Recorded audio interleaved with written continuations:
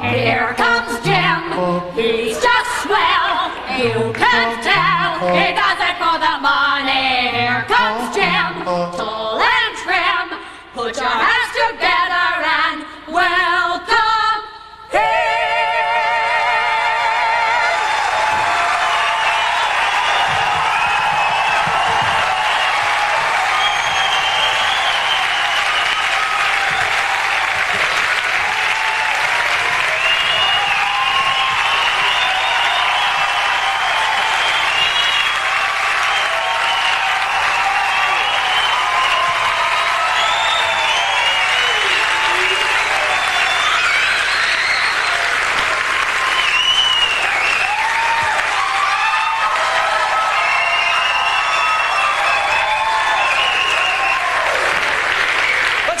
Gym dancers, ladies and gentlemen. Come on, give it up. The gym dancers. Come on, let's hear it. The gym dancers, yeah. The gym dancers, woo! The gym dancers, all right. There they go.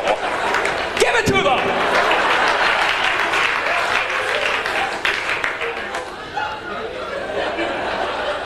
Well, good evening, ladies and gentlemen. My name is Jim Carrey, and how are you this evening? All righty then.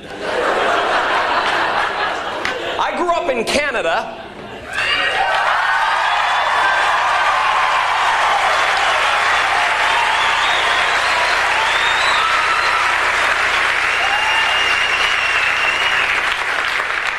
Is there anybody here from Canada? You know, I used to get really upset when I told people where I came from down in Los Angeles because I always got the same response. Canada? Wow. Must have been cold.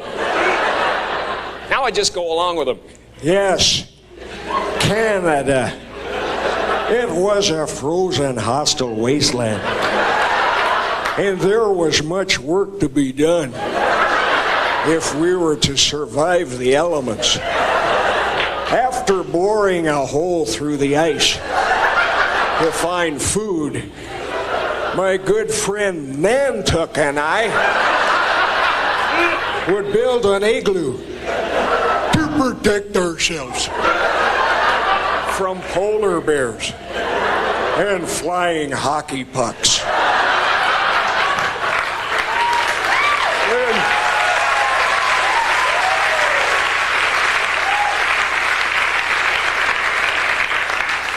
Then we would drink a lot of beer. And when Nantuck was ready, he would tell me the story of the great moose who said to the little squirrel, "Hey, Rocky, watch me pull a rabbit out of my hat."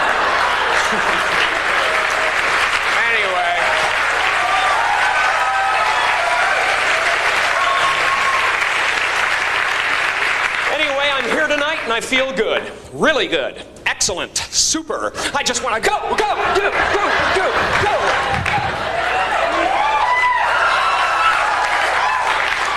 I think those subliminal motivation tapes are starting to make a difference. Yeah, that's right. I listen to motivational tapes. Think I want to get stuck in this dead-end job? No, sorry, not me! I want to do something wonderful. I want to be one of those gospel singers on the PTL Club. Because those guys are just happy no matter what. I think I saw him on the hill the other day. I think I saw him when I watched the children play. But when I opened up my voice to sing in breaks, he ran away, ran away.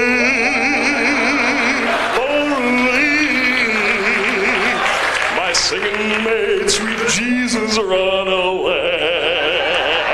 I did not have to wait for judgment day because my singing made the good Lord.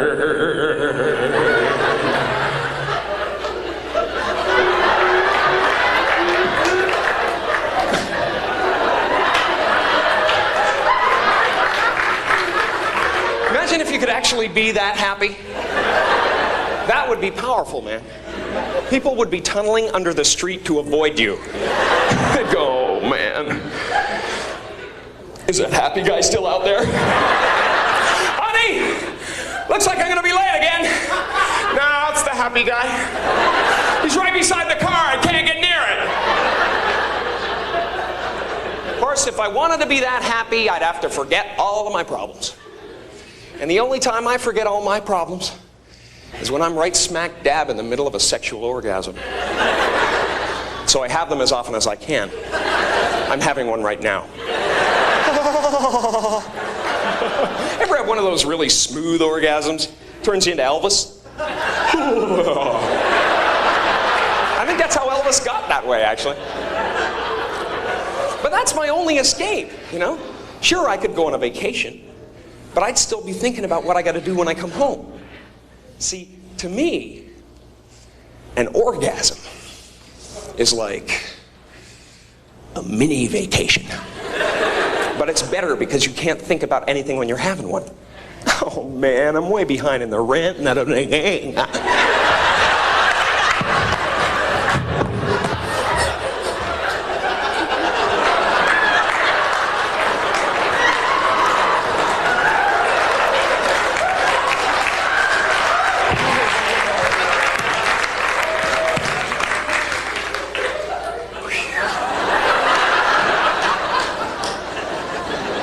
Need braces. What am I gonna do?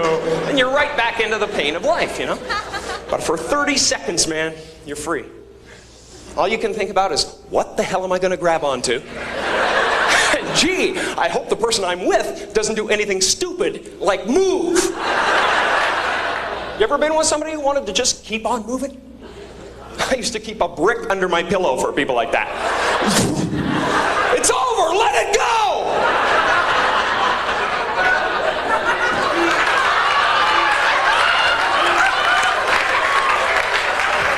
We won't go out with her again.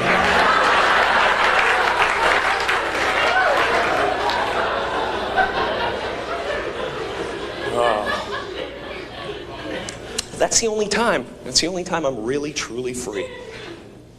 The rest of the time, I sit around and I worry about the stupidest things. Just stupid things, ideas. Like, what would you do if you found out your mom and dad went to hell? Wouldn't that just ruin the rest of your life? You'd be walking around, they taught me everything I know. I even look like them. Of course, my mom would drive the devil crazy if she ever went to hell. She'd spend eternity going, something's burning. I can smell it! My mom could always smell something burning, man. I spent half my childhood feeling the walls for hot spots. 9 times out of 10, it was my father. See, like a lot of smokers, his favorite cigarette of the day was that one right after dinner, you know? During his nap.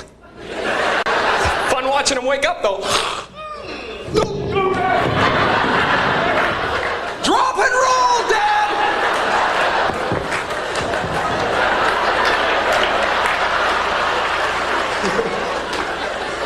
I just worry too much, though. I don't know. Maybe there is nothing to worry about. Maybe there's no actual place called hell. Maybe hell is having to listen to our grandparents breathe through their nose when they're eating a sandwich.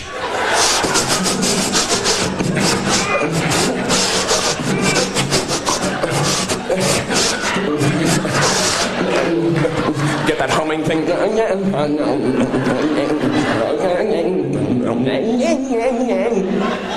It's not a meal, it's a struggle for life itself. I think I'll make another one. No!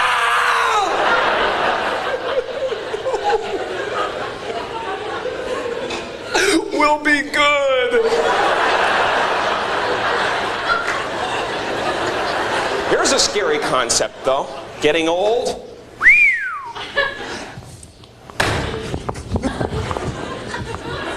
You can't do that. You gotta kiss that stuff goodbye, man.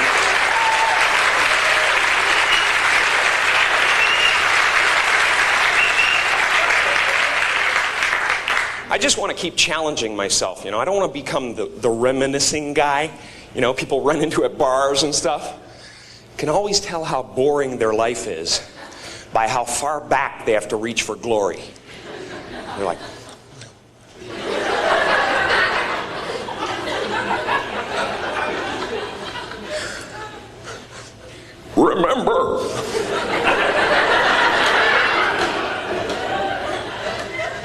remember how fast I used to be when I was a sperm?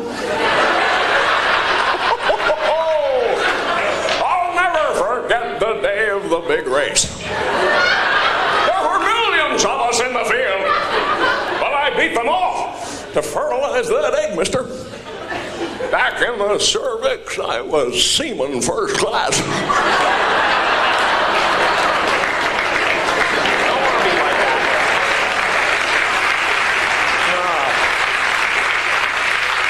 See, for me, Jimmy Stewart is the kind of guy that I'd love to be, man. It's very difficult to be that, though, you know? I mean, he's just kind of up here somewhere. And I love him, man. He's a great example of somebody who's had an incredibly productive life. It seems like no matter what happens, no matter how bad things get, Jimmy Stewart can look at it in a positive way.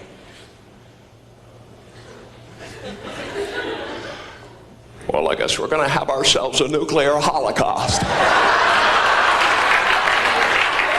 hey, everybody, come on over to the window.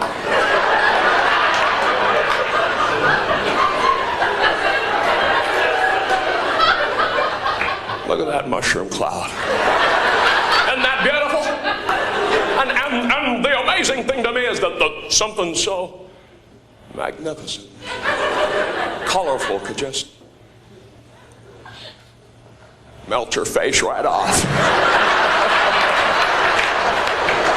That's positive energy, you know? You gotta look death right in the face. That's what Jimmy Stewart would do. Hi, Mr. Death, you look like you could use some soup. I want to be like that, man. Maybe I will be. Maybe someday after I'm finished singing the gospel, I'll go even further and become a real holy man. And I'm not talking about the kind of holy man you see on TV, those TV evangelists. They're not holy men. They're just ambitious. I saw one guy who was so ambitious, he actually became jealous of the Lord. You could tell, it came out halfway through the sermon. He said, when I was a child, I wanted to be the Savior of the world. Then they told me that Jesus was the Son of God, and I realized it's all who you know. Very petty people, you know? You can't be like that if you want to be a holy man. And you got to be sure of yourself, too. When you make a decision, you cannot waver in any way. You got to stick with it. You never see Gandhi during a hunger strike sneaking into the kitchen in the middle of the night. Gandhi, what are you doing down here? I thought I heard a prowler.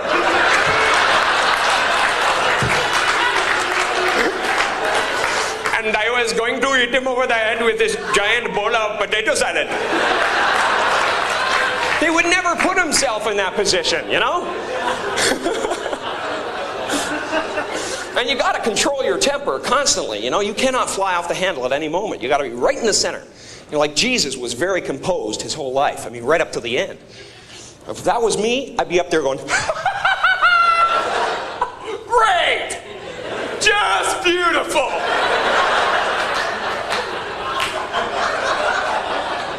You guys are gonna get it.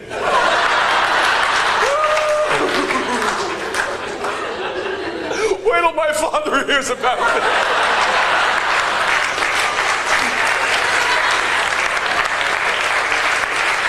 That'd be a whole different book, man. Then there are those weird impulses we get constantly, you know? We have to fight them off every day of our lives. Those mad little impulses that we get. And everybody gets them, too. Like you'll be with a friend. It could be your best friend in the whole world. He's standing about 2 feet away talking to you. And you're thinking, my goodness, I could just fire out and hit him right now. He would never expect it. See, madness is never that far away. It's as close as saying yes to the wrong impulse. The people who stay sane are the people who can make those quick decisions. Should I stick my fingers into the fan? Or leave the room right now? Should I run the blade of this razor across my tongue? Or just finish shaving and move away from the sink? Come on, you're right there. You just go, but you don't, because luckily, most of us have that little voice inside our head that says, turning the car into oncoming traffic is counterproductive. Imagine if we didn't have that voice, man. I wouldn't even be here right now. I'd be in the Shark Tank at SeaWorld. He's got my legs! He's got my legs! We'd be apologizing till the end of time. Hi, how are you? Sorry, man. You guys enjoying the show? Wow, excuse me. Jeez. Sorry about that. It just came into my head and I made a decision. I don't know. It's,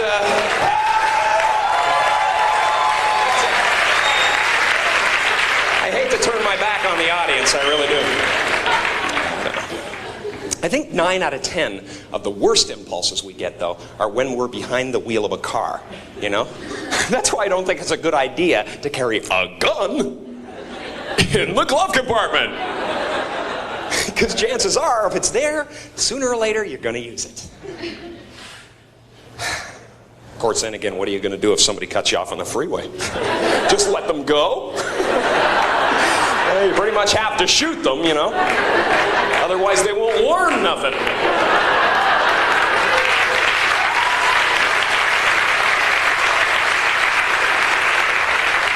Or, say all of a sudden you have to go on a real killing spree and all you have is a knife. Well, after a couple of people, your arm is aching. You have to switch hands. Then you look like a girl.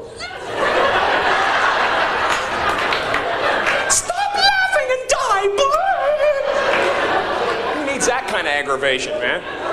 And there are automatic weapons on sale. That's why a lot of my friends are taking martial arts classes and stuff like that, which I think is a really good idea. Anybody into martial arts here? Come on! Right now, baby! Just try to penetrate the crowd stance.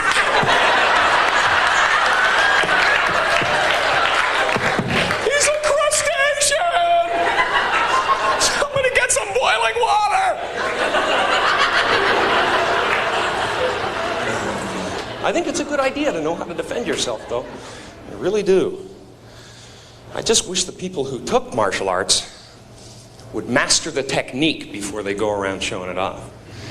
Because it's really annoying when they come up to you and go, "Hey, man, I just learned this incredible new move in karate today, but you gotta come at me like this."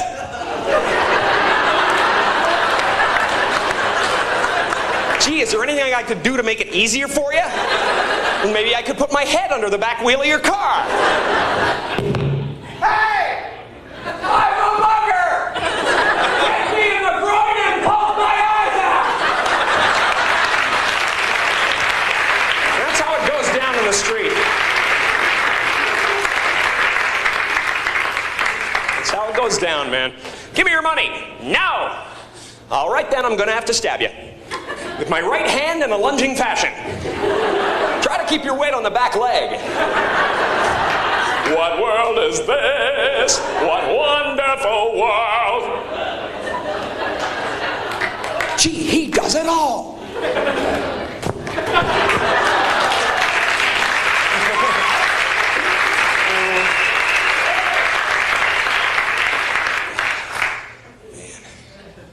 Of course, I don't think we'd need any of this stuff if we could just communicate to each other.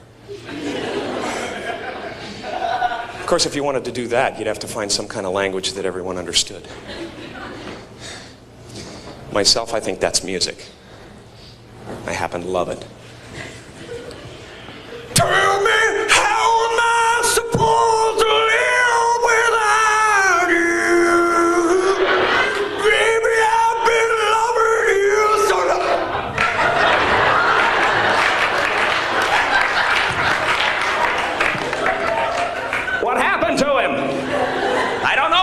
to sing like Michael Bolton and something just popped in his head. That guy tries really hard, doesn't he? No, he puts a lot into a song. Come on. He is 99% effort, that man. Certain morning sun, God, I'd hate to go to one of his concerts. By the end of it, he'd have a big bubble on his head. They want an encore. Cut me! I love the way he sings. I'm just afraid for him, that's all. And we should open up the parameters of the music we listen to. You know, like, it really bothers me that the people in this country don't know about the incredible pop music coming out of the Middle East right now. I'd like to be the one to bring it to the West. Come on, clap your hands, I'll do one last song.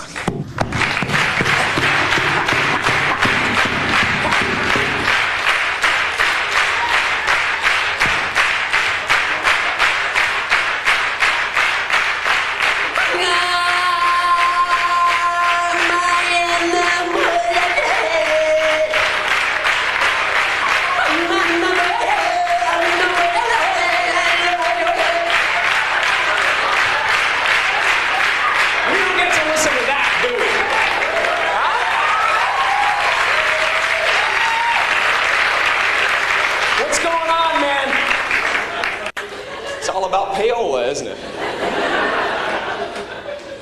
We should try to put ourselves in their shoes for a change. Wake up in the morning, pick the sand out of your teeth, turn on that radio dial.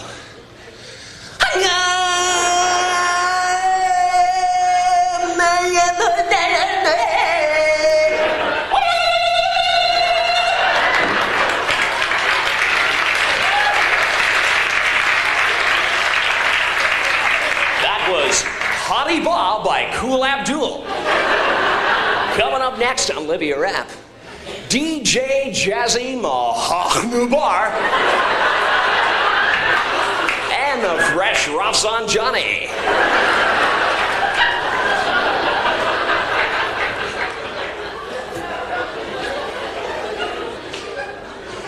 But first, a word from our hostage.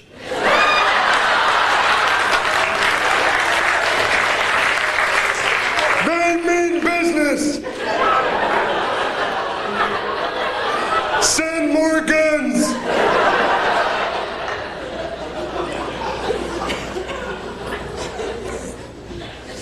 Communication. Hardest thing in the world. You know, I can look at you guys, I can communicate to you all night, but one-on-one, I'm terrible. There's certain things about communicating that really bother me. You know? Like whenever I meet somebody new, I say, "Hi, how are you?" Most of the time when people hear that, they'll say something like, "Good, and yourself?" Or "Fine, thank you very much." But sometimes they like to surprise you. "I've got no dream, man. I'm all dead inside." I'm sorry, wrong answer, but thank you for playing. And if I'm worried about something, I don't even want to leave my house anymore. Because I know there's 5 people waiting out there somewhere just to ask me that question. "Hey, Jim, how are you?" And I go, "Really good. Please look away. Danger, danger, danger." I should change the response or something. You know? How am I? Gee, I don't know. Let me check.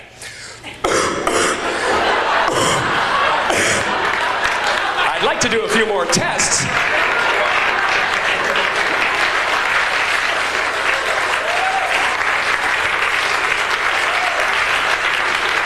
Thank you. The weird thing is, though, we've gotten so used to hearing this, "Hi, how are you?" that if somebody doesn't say it, we answer it anyway. "Hi, Bob. Good, and you?" Then the conversation goes nowhere because all you can hear is that voice in your head going, He thinks you're an idiot. He's gonna tell everyone. Kill him. Kill him. then you have to make one of those decisions again, you know?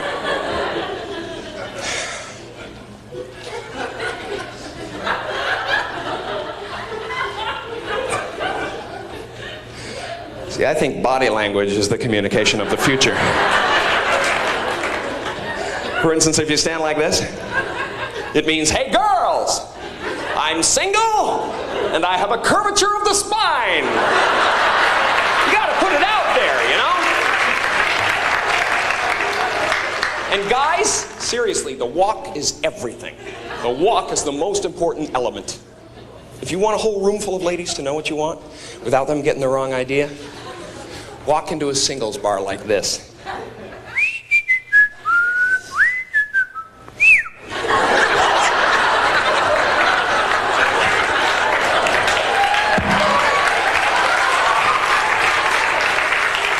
See, this puts out a definite message, you know? It says, listen,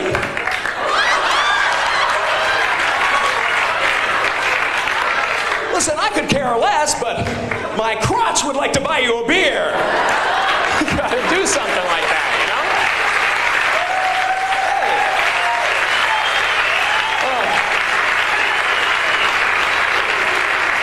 Believe me, these days, women have heard every line there is to say. Guys, you gotta get in there with something visual and distract them. Hey, baby.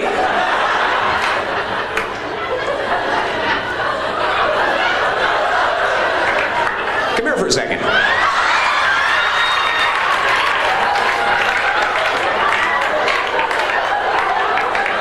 Yeah, you, come on over here.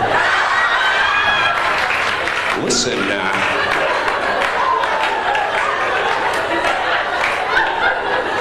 listen, do you find it unusually windy today?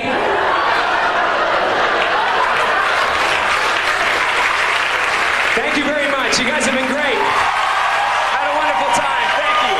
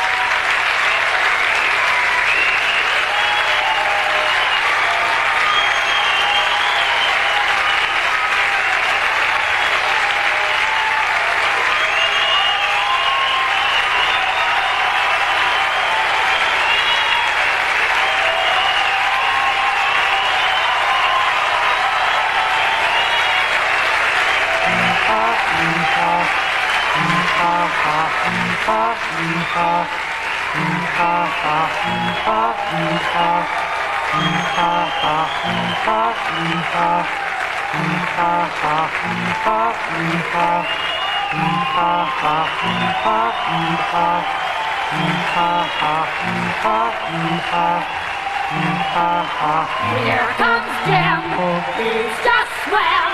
You can tell he does it for the money. Here comes Jim, tall and trim. Put your hands